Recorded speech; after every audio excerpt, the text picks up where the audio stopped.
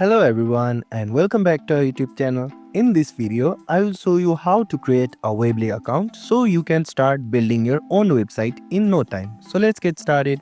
First of all, open a browser on your mobile device and go to Weebly's official website, that is www.weebly.com. And once you land on the home page, click on the hamburger option on the top left corner. From there you will see an option saying get started. Simply click on it. Next up, you will need to fill out the sign up form, enter your name, email address and create a strong password. Then click continue option. And after signing up, Weebly will ask you what kind of website that you want to create.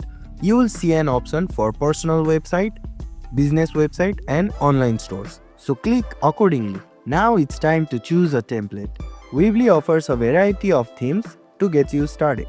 Browse through the option and click the one that you like. And once you have picked the template, simply click on the option saying Start Editing. Here you can start customizing your website by adding text, images and other elements.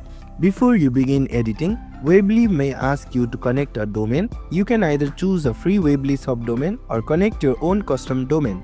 And that's it. You now have a Weebly account and are ready to start building a website. And if you found this tutorial helpful, don't forget to like, share and subscribe to our YouTube channel.